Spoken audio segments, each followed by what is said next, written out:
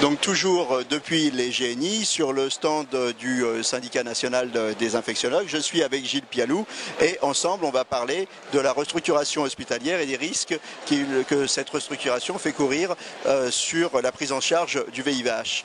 Donc d'abord, quelle est la logique de cette restructuration? Alors la logique, c'est ce qu'il y a de plus clair, c'est une logique économique, sur laquelle d'ailleurs on peut avoir un avis favorable. C'est une logique d'économie de santé. Pour donner un seul chiffre, l'assistance publique Hôpitaux de Paris, qui est le plus grand hôpital de France, a autour de 300 millions d'euros à récupérer dans ce projet de regroupement hospitalier.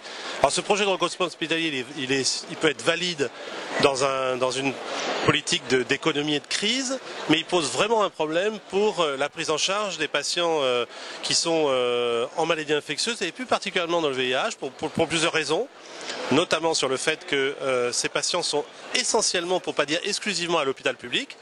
Donc ce qu'on a l'habitude de dire, nous, au syndicat, mais aussi dans nos sociétés savantes, c'est que la défense de l'hôpital public, c'est indiscutablement lié à la défense de l'infectiologie à l'hôpital public. Vous voyez ce que je veux dire? L'hôpital public, c'est le lieu où se passe la lutte contre le VIH, la lutte contre les infections nosocomiales, la prise en charge de la précarité liée aux maladies infectieuses émergentes. Et c'est vrai que ça nous tient à cœur. Oui, c'est-à-dire qu'il faut bien insister sur un point, c'est que les malades du VIH, ils n'ont pas d'alternative libérale ou publique. Tout se passe dans le public quasiment. Actuellement, il y avait eu un rapport qui a été remis à la ministre par le président du Sénat qui montrait que 98% de la prise en charge du VIH est à l'hôpital public. Donc vous comprenez bien que c'est un problème majeur pour cette pathologie-là, qui en plus n'est pas du tout réglée, même s'il y a moins d'hospitalisation conventionnelle en lit de plus de 24 heures. C'est à l'hôpital public que ça se passe.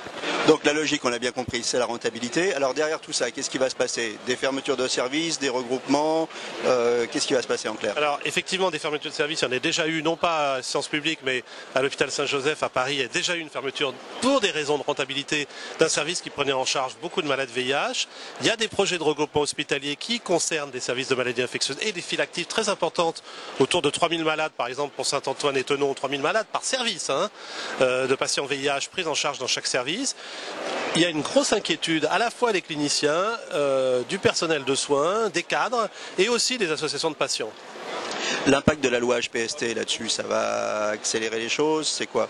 Alors la loi HPST, elle était précédée par quelque chose qui n'est pas non plus sur le fond totalement critiquable, qui est la tarification à l'activité, la T2A, et la loi HPST utilise à la fois un système d'augmentation du pouvoir des directeurs d'hôpitaux et de la logique de tarification à l'activité pour faire des projets de réorganisation des services hospitaliers qui soient uniquement guidés par des soucis de comptabilité et d'hôpital-entreprise.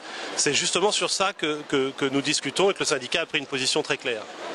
Donc la logique, on l'a bien compris, c'est la rentabilité. Les risques des fermetures, moins d'offres de soins aussi?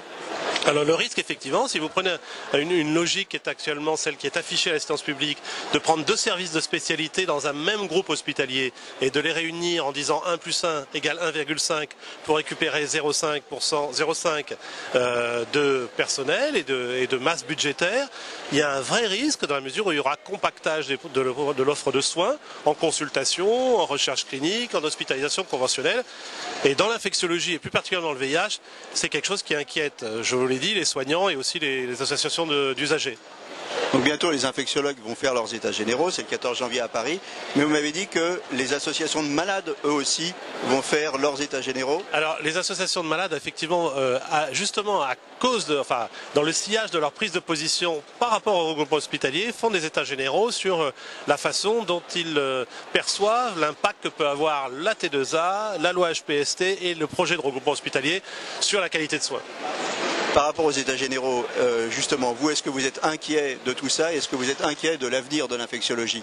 Non, je crois que l'intérêt des états généraux, que ce soit l'état généraux des associations de patients ou l'état généraux de l'infectiologie, c'est de pouvoir mettre à une même table les différents organes de décision. Ceux qui s'occupent de la qualité des soins, ceux qui s'occupent de la tarification à l'activité, de la convergence avec le privé, de la rentabilité, ceux qui s'occupent de la prise en charge des malades au quotidien. Et je crois que ce qui est très important, c'est d'avoir une approche transversale et pas que chacun se voit dans son compartiment isolé. Et je pense que c'est le principe même des états généraux, c'est d'avoir une approche transversale et pluridisciplinaire. Vous, en tant que médecin, est-ce que vous avez l'impression que monsieur tout le monde, le patient qui vient dans un hôpital, a une idée de ce qui se passe en ce moment au niveau de la... C'est une très bonne question, parce que je crois que dans l'état actuel des choses, ce que je disais encore, j'ai été auditionné par un collectif d'associations de patients du VIH, le TRT5, et je leur disais, mais finalement, si on regarde même à l'échelle de mon service, on a perdu 3 postes d'accueil, un poste de tech, etc. Mais globalement, est-ce que ça pèse sur l'offre de soins? Non, parce que le système hospitalier public a quand même une tradition de compenser le vide. Donc finalement, les gens, pour l'instant, ne voient pas grand-chose. Bon, si vous compactez 2 files actives de 3000 malades, mettant 6000 malades dans une unité de lieu qui est à peine faite pour en recevoir la moitié, évidemment que ça va se voir. Donc pour l'instant, c'est pas le cas.